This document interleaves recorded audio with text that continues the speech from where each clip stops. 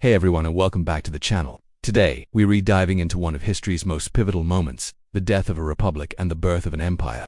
We're talking about Rome, a city built on law and order, brought to its knees by the ambition of one man, Gaius Julius Caesar. How did one general, no matter how brilliant, manage to dismantle a 500-year-old system of government? It all comes down to a single, fateful decision made on the banks of a small river in northern Italy. Before we get to that river, let's set the stage. The late Roman Republic wasn't exactly a picture of stability. It was plagued by corruption, civil strife, and a massive wealth gap. The old system was creaking under the weight of its own success. Power was concentrated in the hands of a few wealthy aristocrats in the Senate, while military generals, commanding loyal professional armies, were becoming political superstars in their own right. The most famous of these was Caesar. Fresh from his spectacular conquest of Gaul, he was the hero of the people, a military genius, and to the conservative senators, a terrifying threat. His rivals in the Senate, led by his former ally Pompey the Great, grew increasingly fearful. They saw Caesar's popularity and his loyal legions not as a strength for Rome, but as a direct challenge to their authority. So, they issued an ultimatum.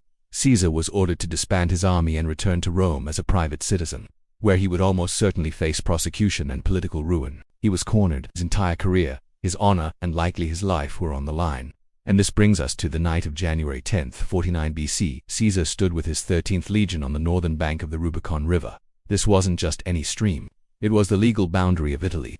For a general to cross it with an army was an act of insurrection, a declaration of war against the state. The law was absolute.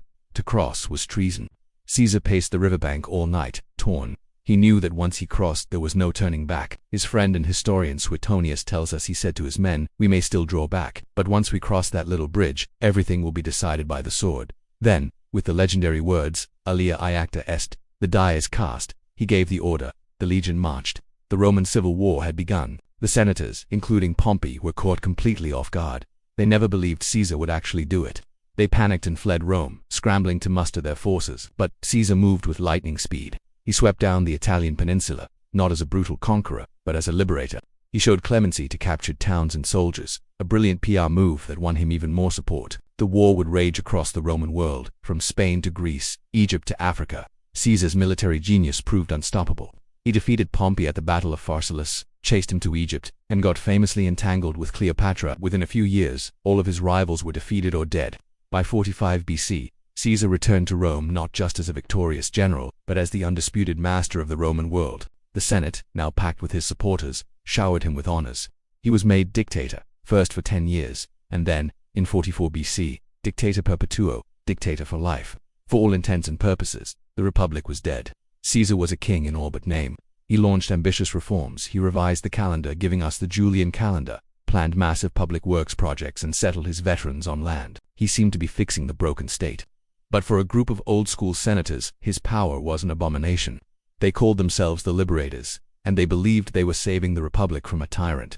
Their leaders were Marcus Junius Brutus and Gaius Cassius Longinus. Brutus was particularly symbolic. He was descended from the man who had expelled Rome's last king centuries earlier, and he was also a close friend of Caesar's, treated almost like a son.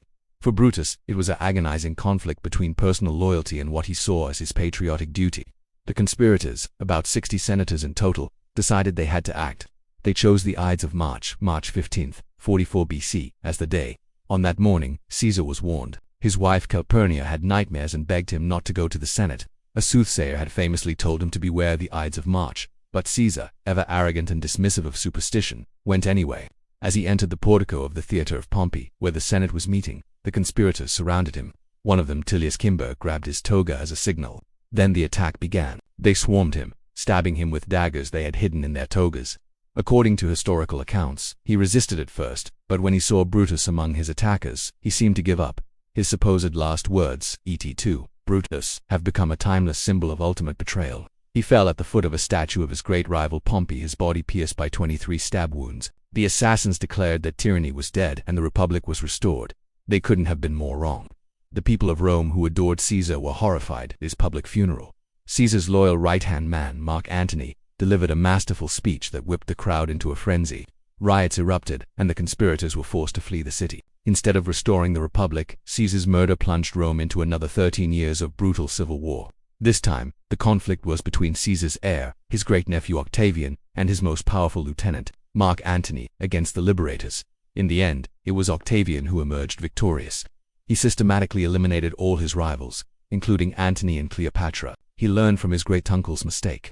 He never called himself king or dictator for life. Instead, he masterfully cloaked his absolute power in the language of the Republic, calling himself princeps, or first citizen. But make no mistake, he held all the power. In 27 BC, the Senate granted him the title Augustus. The Roman Republic was officially over. The Roman Empire had begun. Caesar crossed the Rubicon and tore down the old order. But it was his death that truly paved the way for one man to rule the world. The die he cast on that riverbank didn't just decide a civil war. It reshaped the course of Western civilization forever. Thanks so much for watching.